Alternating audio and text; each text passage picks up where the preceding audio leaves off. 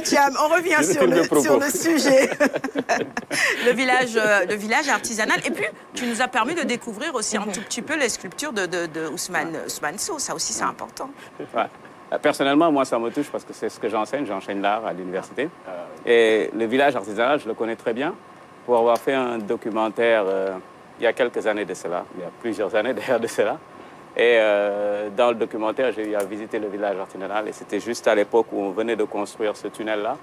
Et donc j'ai entendu toute la plainte de ces gens par rapport à ce qui s'est passé. Légitime d'ailleurs. Légitime, absolument, légitime.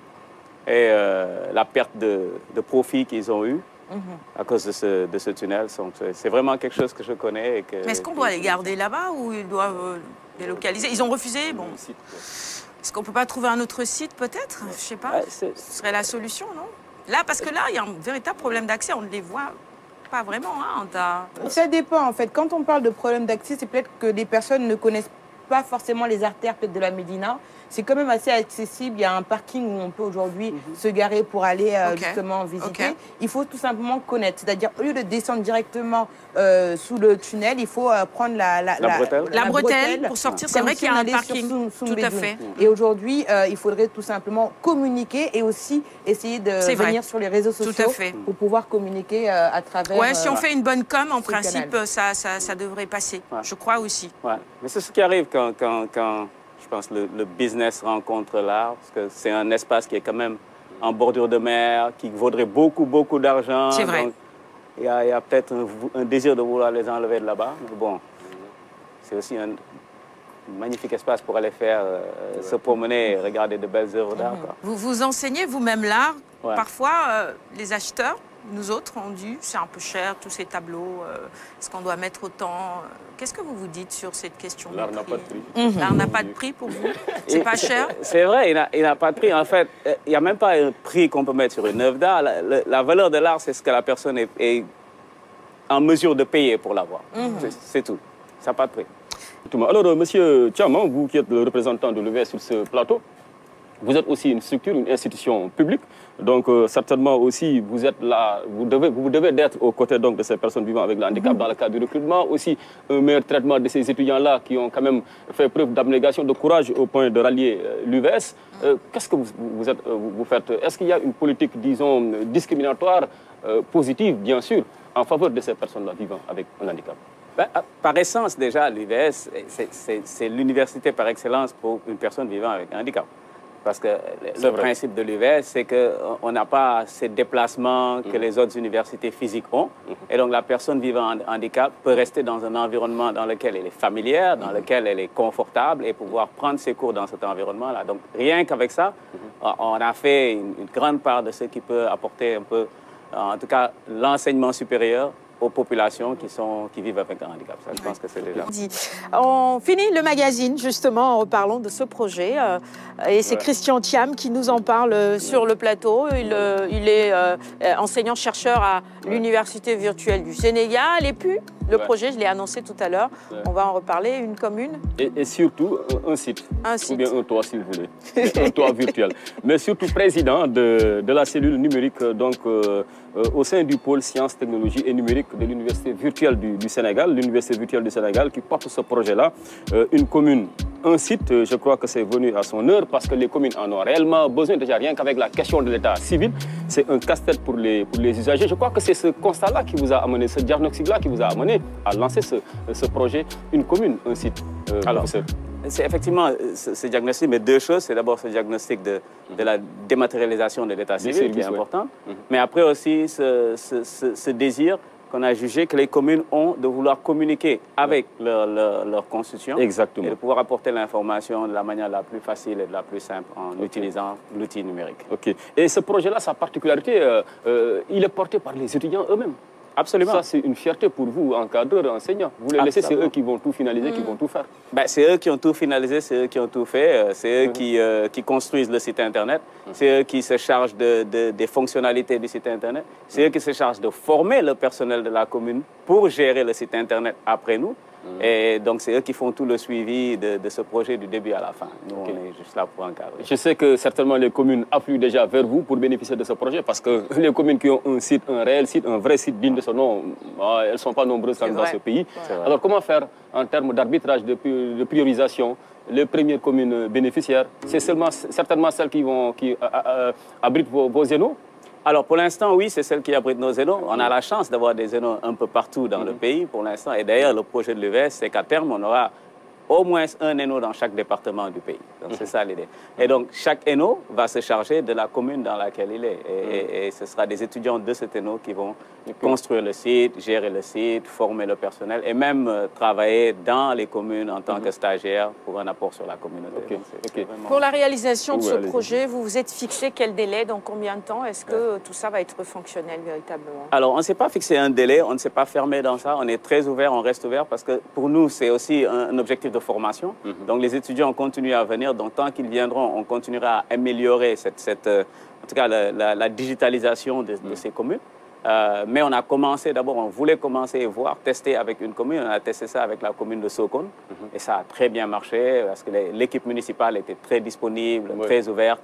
On a visité avec les étudiants et on a fini la construction du site. Donc, on a appris beaucoup de choses à travers ça qu'on va utiliser maintenant dans les autres communes qu'on va une belle commune, hein, Sokone. J'y étais il y a de cela une quinzaine de jours, hein, mais bien aménagé. Hein. Vraiment, j'ai été agréablement surpris quand j'ai fait Sokone.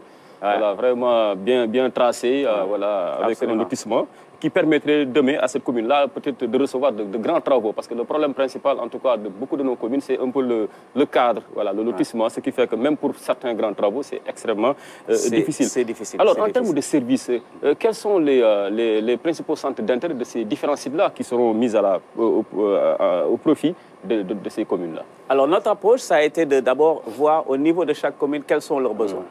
Et en fonction de leurs besoins, revenir et construire un site qui répondrait à ces besoins. C'est ce qu'on a fait avec la commune de Sokone. Donc, on leur a proposé un site template. Et après, on a eu beaucoup d'échanges entre les membres de la commune et nous-mêmes, nos étudiants, pour travailler les fonctionnalités. Et ce qui est intéressant, c'est que souvent, les communes ne voient pas l'utilité d'un site Internet jusqu'à ce qu'on leur en parle. Et après, on s'est rendu compte que quand on construit le site dans le monde, là, maintenant, il y a beaucoup de choses qui viennent. Beaucoup de visibilité pour leurs partenaires. Ils commencent à vraiment entrer dans le jeu. Absolument. Leurs partenariats internationaux sont importants. Mais l'autre chose, c'est que ça nous permet, nous, de pouvoir mettre les objectifs prioritaires de cette commune dans le site. De sorte que quand il y a des investisseurs qui veulent aller dans ce sens-là, ils peuvent voir ça et contacter la commune. Les opportunités dans la commune. D'investissement, exactement. Ça a été le cas pour la commune de Sokone. C'est un potentiel touristique énorme et magnifique qu'on a découvert, qui fait partie des priorités de là-bas. Et donc, pouvoir mettre ça sur le site et permettre à des investisseurs touristiques de voir l'espace. On a même pu faire un petit documentaire vidéo sur la commune de Sokone pour montrer un peu.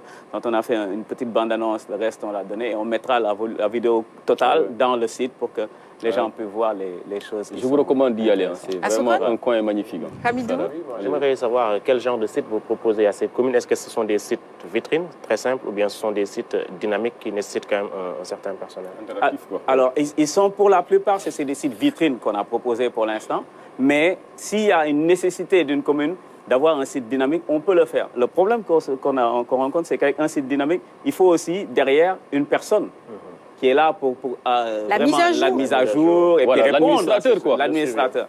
Et là, ça a été une des choses parce que les communes souvent ont des difficultés financières et n'ont pas les moyens de payer un administrateur qui va gérer ça. Et donc, ce qu'on s'est dit, c'est qu'au besoin, quand une commune a ce besoin-là, on mettra à disposition des étudiants qui seront là-bas en tant que stage et qui pourront continuer à faire, rendre le site plus dynamique, continuer à le dynamiser. Oui, parce que si on met des images, on est quoi, en 2020, si dans 5 ans, 10 ans, ce sont les mêmes images qui sont encore là, c'est pas intéressant. Il faut que ce soit dynamique, qu'il y ait une mise à jour, qu'on puisse voir ce qui est fait dans la commune, les projets qui sont en cours. Et vous avez parlé de tourisme tout à l'heure. Il y a de belles localités, qu'on puisse changer les photos, tout ce qui est fait, que ce soit visible sur la chose, c'est que nous, l'UVS, ce type de projet, c'est ce qu'on appelle un projet service à la communauté, qui est une forte demande pour nous, qui est une forte chose pour l'enseignement qu'on donne. Et donc, ce n'est pas un accompagnement qu'on fait dans le temps et qui est limité, mais c'est un accompagnement qui est continu, qui va continuer à poursuivre, parce qu'on vit dans ces communes. Nos étudiants vivent dans ces communes-là.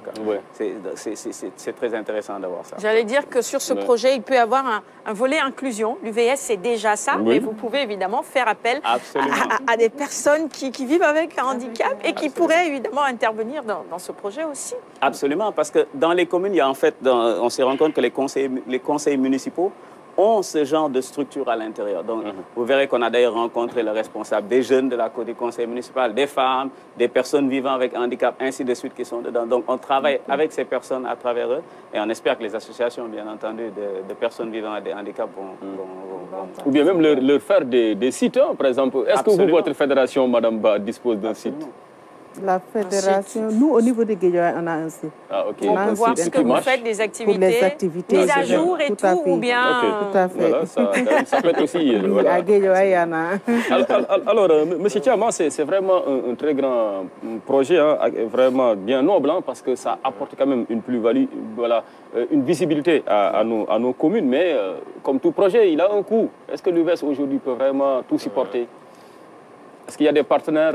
On est une université publique, on est une université de l'État, on dépend de la subvention de l'État pour beaucoup de choses. Il y a tellement de communes hein, avec l'acte 3 de la décentralisation. Il y a énormément de communes, Pour l'instant, on a la chance, le recteur, le coordinateur de l'université est d'accord et est vraiment engagé dans ce projet et supporte le projet financièrement. Les déplacements des étudiants sont pris en charge par l'université. La mise en place du site, c'est vrai que maintenant, ça coûte beaucoup moins cher de mettre en place un site, mais il y a le nom de domaine, il y a l'hébergement qui sont pour l'instant. On a la chance d'avoir un data center, ce qui est assez rare au Sénégal et même en Afrique. Donc l'UVS a un data center, donc on a une énorme capacité. Elle n'est pas non plus incompressible, mais elle est quand même assez importante, la capacité de stockage qu'on a au niveau interne. Donc on a toutes ces choses-là qui nous permettent pour l'instant de pouvoir, en tout cas, dérouler ce projet pour beaucoup de communes ou pour la plupart des communes. Maintenant, à terme, peut-être qu'on aura des partenaires qui vont nous rejoindre. Ce serait intéressant. Ce serait intéressant. Ce serait intéressant parce que la partie où nos étudiants sont en stage dans la commune et travaillent pour la commune, on sait qu'ils ne sont pas rémunérés par la commune. Ce serait bien d'avoir, par exemple, un partenaire qui prendrait peut-être cette partie en charge ou pour le déplacement des étudiants dans la commune pendant qu'ils sont en stage. Bien sûr. Mais bon, moi, je pense qu'il y a une nécessité et que les communes devraient trouver un budget à louer à ça. On ne peut pas, comment on peut imaginer qu'une commune n'est pas... On est dans le digital, on est dans le numérique aujourd'hui. Il y a des communes là à l'intérieur du pays, mais je vous assure, elles ne peuvent pas sortir 15 000 francs. Il y a des communes qui peuvent... Parce qu'en termes de ressources financières, c'est extrêmement compliqué pour beaucoup de ces communes qui ont déjà du mal à faire face à leur fonctionnement. Mais en misant justement sur ces sites Internet, on se donne de la visibilité et donc on parie peut-être sur des partenaires qui vont venir en fait. C'est un investissement qui peut permettre justement de trouver des partenariats et faire énormément pour les communes. Donc c'est un investissement. Oui, c'est un investissement. Le problème, c'est qu'on devrait avoir plus de gens comme vous qui peuvent convaincre les maires que c'est un investissement.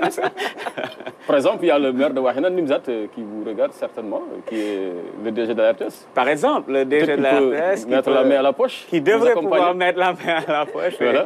Mais on est très content avec la RTS. Pour sa commune. Pour sa commune, bien sûr. Pour sa commune. Ils n'ont pas de site, hein? Ils n'ont pas de site Internet. Surtout que pour lui, ce serait plus facile. Non. Ah, ça, c'est la révélation du jour. Alors, donc, il faut que la mairie quand même se mette aux normes. Après, le site de Wahina Nimzat. Au niveau de la fédération. Alors, donc, M. Thiam, je profite de votre occasion pour revenir un peu sur la rentrée aussi universitaire. Aujourd'hui, est-ce que l'UVS est fin prête pour cette rentrée si particulière dans ce contexte-là de pandémie? Est-ce qu'aujourd'hui, voilà, les clignotants sont ouverts? Ça se passe comment? Alors, c'est un sujet assez difficile parce qu'on est en plein dedans en ce moment et nous discutons. Vous n'avez pas reçu trop d'étudiants pour une si jeune université? Il faut voir que cette année, il y a eu un nombre de bacheliers qui est quand même assez important. On est à 79 000 bacheliers.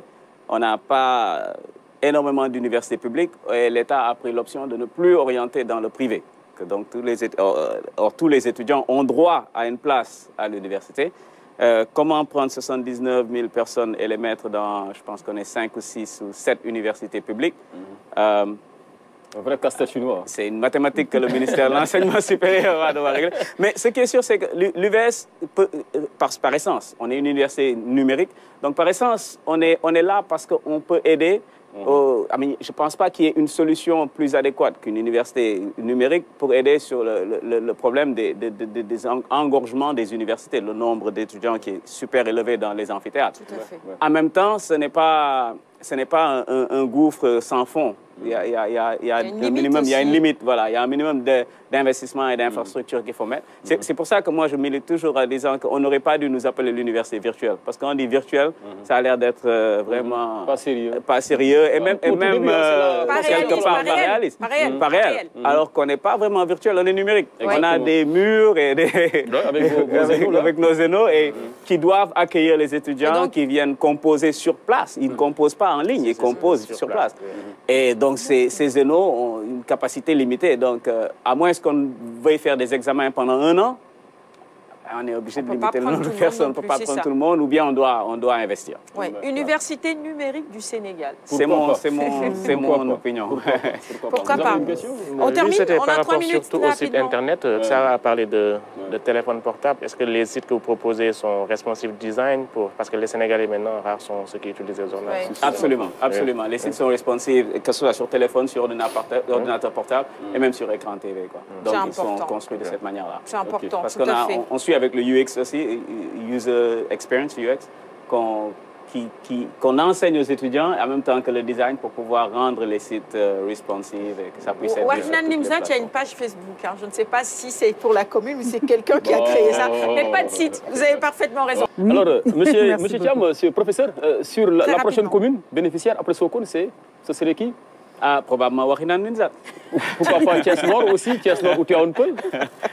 Et on a la capacité de les faire simultanément. Après. Mais Tivaouane Peulh, on règle l'affaire de Tivaouane Peulh après. Il y a suffisamment d'étudiants pour régler la question. Voilà, si vous êtes sollicité, vous pouvez être présent un tout petit peu partout, n'est-ce pas? Merci professeur Christian Thiam. Je rappelle que vous êtes enseignant-chercheur et président de la cellule numérique au sein du pôle scientifique, technologie et numérique de l'Université virtuelle du Sénégal.